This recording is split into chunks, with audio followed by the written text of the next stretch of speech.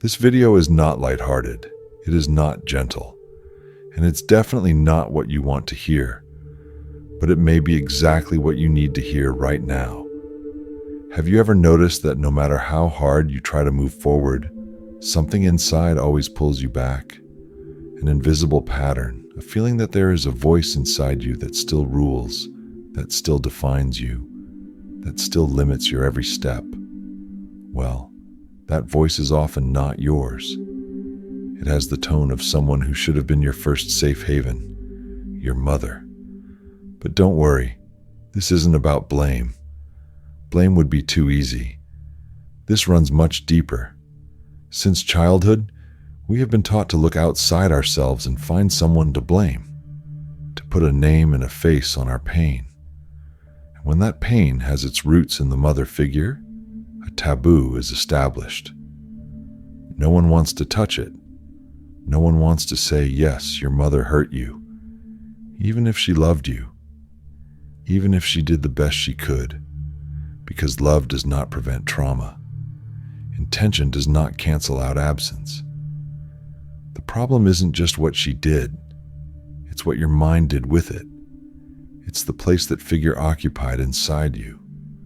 A place too sacred to be questioned, too deep to be accessed without pain.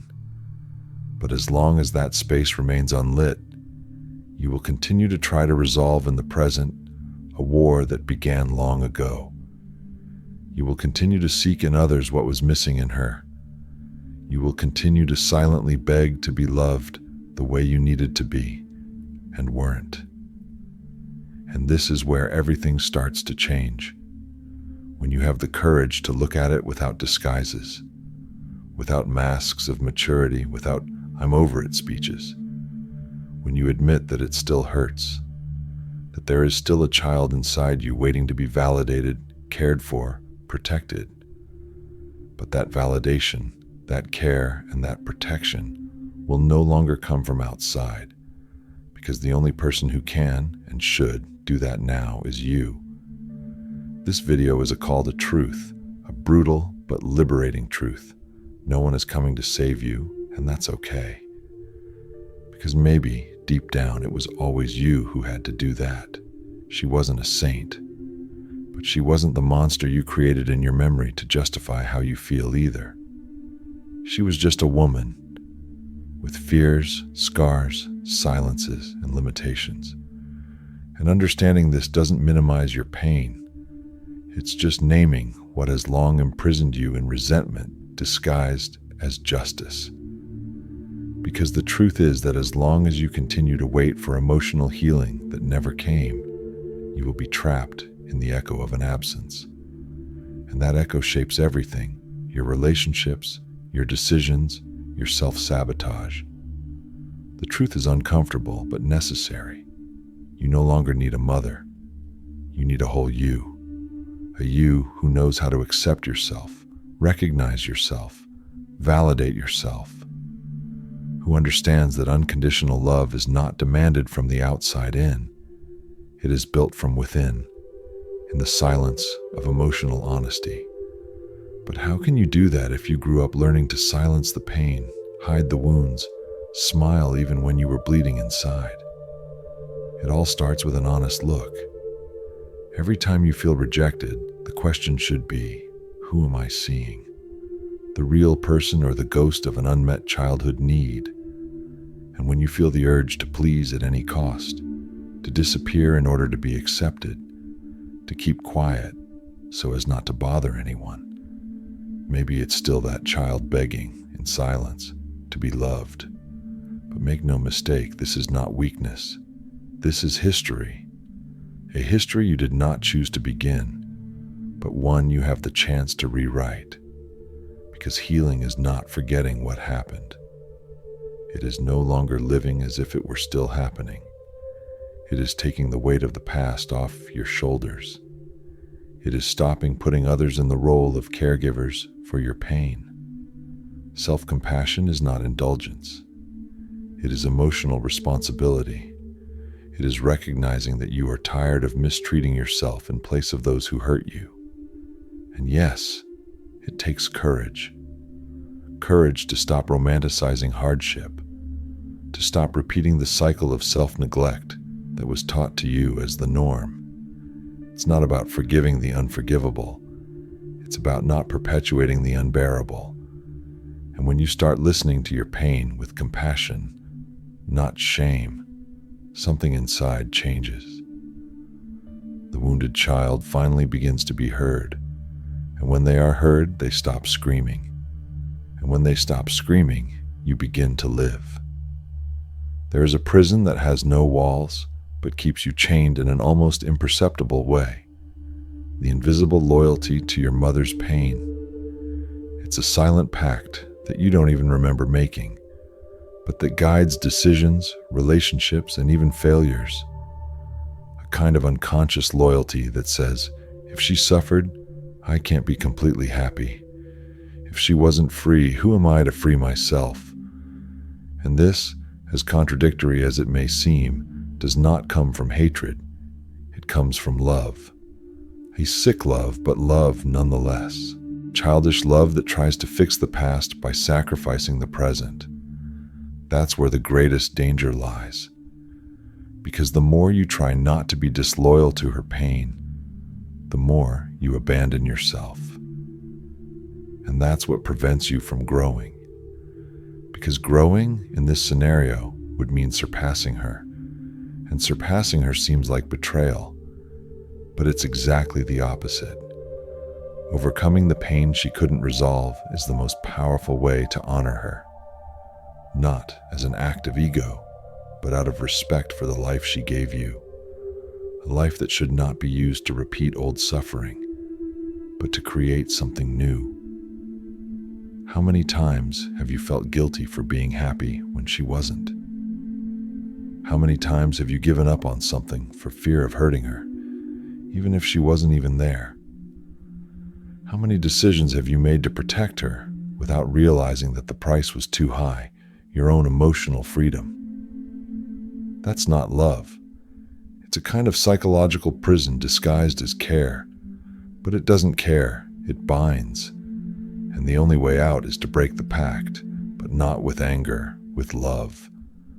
With the kind of mature love that understands that moving on is not abandoning.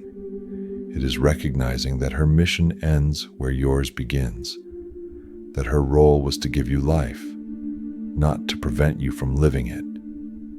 And this breakup doesn't require a real conversation. It can happen in silence, in an intimate ritual, in a symbolic gesture, a letter, an inner farewell, a prayer. Something that says, I acknowledge your pain, Mom, but I won't carry it with me. Because yes, you can love and still let go. You can be grateful and still choose another path. The problem was never her. The problem was the space you gave to this myth within yourself. The myth of the mother you wanted to have, and because she didn't exist, you try to compensate for with your own stagnation. But your pain does not honor her. Your unhappiness does not redeem her. What honors her is your freedom, your courage to break the cycle. Breaking invisible loyalties is a necessary step, but there's a more treacherous, more intimate, more silent obstacle: emotional self-abandonment. It is what hides behind your absurd demands, your suffocating perfectionism, the fatigue you never respect, the pain you minimize. Because back then, when you realized that your feelings would not be welcomed, you learned to keep quiet, to pretend that everything was fine, to smile while it hurt. It became a habit, and the habit became your identity. Today, you still repeat this pattern, not because you want to, but because you don't know how to do anything else. You treat yourself the way you were treated, with demands, coldness, indifference. You learn to be hard on yourself as a form of protection. But this armor, which once saved you, is now slowly destroying you. And the cruelest part is that deep down, you still hope that someone will come to save you, that a love will appear that will give you what you lacked, that someone will see you for who you really are. But that won't happen. at least not the way you imagine it, because no one can give you what you continue to deny yourself. The care you expect from the world must come from you, not as an act of vanity, but as a gesture of emotional survival. When was the last time you rested without guilt? When was the last time you listened to your sadness without trying to erase it with distractions? When was the last time you hugged yourself for being hurt, instead of punishing yourself for not being strong? This is where true healing begins. When you become the adult your inner child needed. When you start listening to that little voice that has been screaming inside you for years and has been ignored.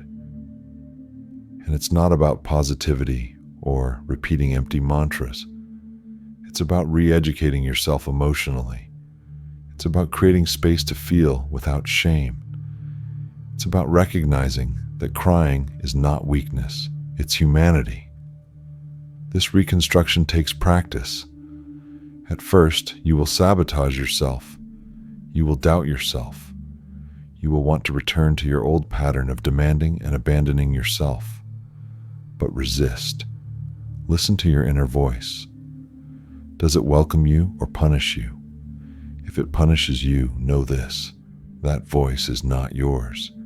It is an inherited shadow, a repetition of what was said to you when you didn't yet know how to protect yourself. It doesn't have to be your companion forever. You are not broken, you are conditioned. And any condition can be revised, rewritten. When you start talking to yourself with the same affection you would give a frightened child, you create something new.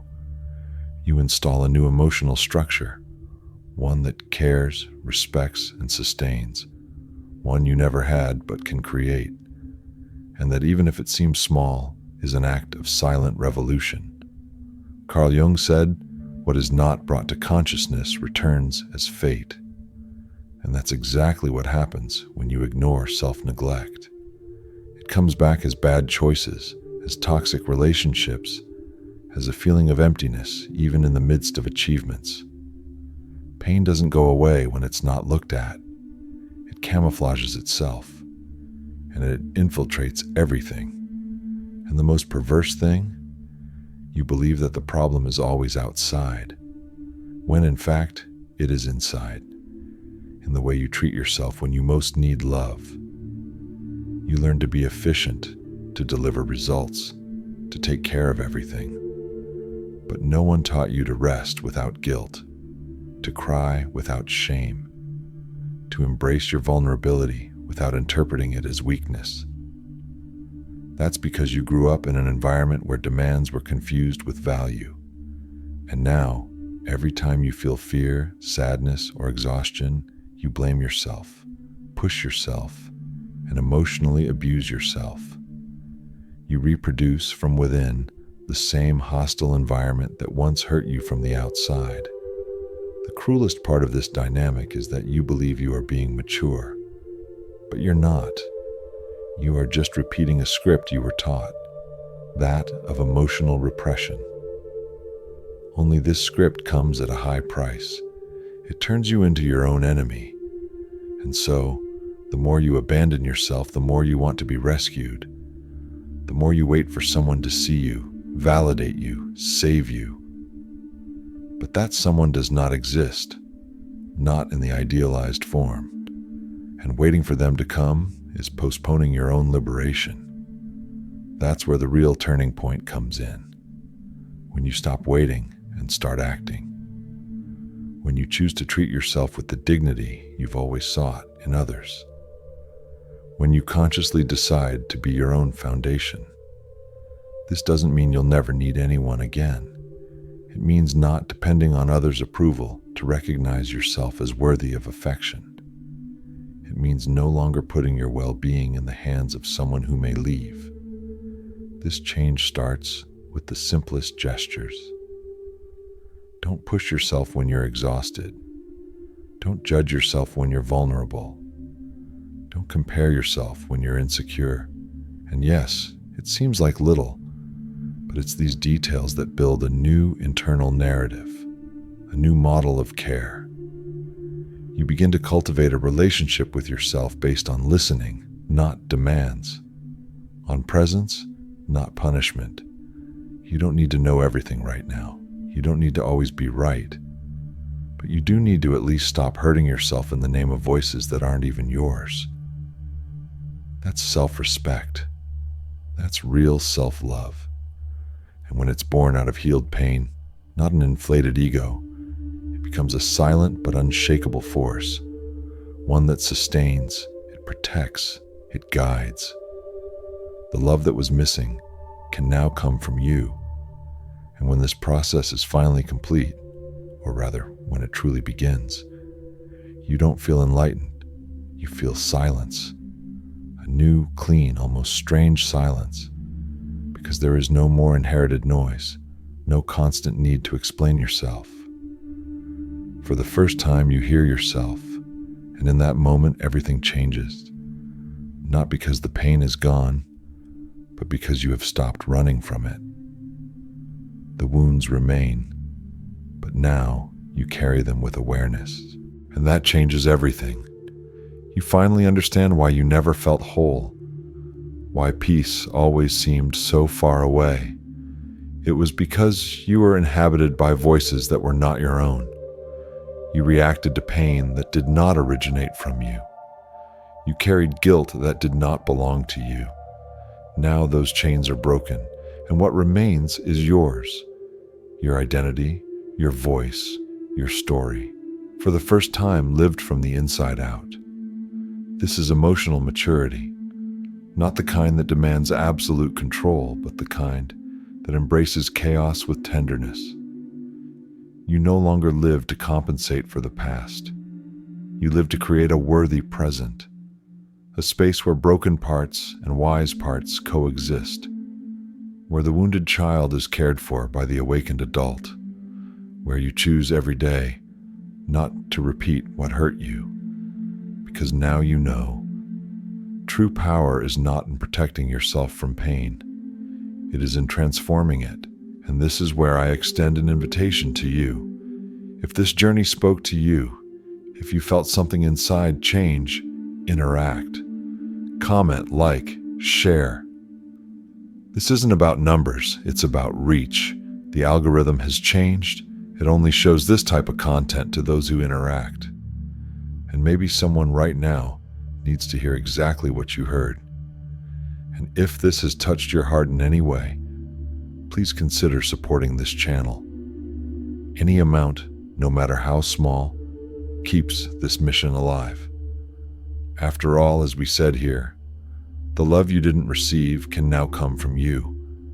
And part of that love can also be expressed by supporting spaces that help you remember this. Those who can contribute not only help keep this channel going, but also bring this kind of message to those who are tired of surviving in silence. And if you've made it this far, write in the comments, I am the end of the pattern. Because if you've listened to all of this until the end, you are no longer the same. You have awakened. And those who awaken never again fit into the mold that destroyed them. Now go. Do something for yourself. Even if it's just staying silent for 10 seconds with your hand on your chest. Because sometimes that's all you needed, and you didn't know it.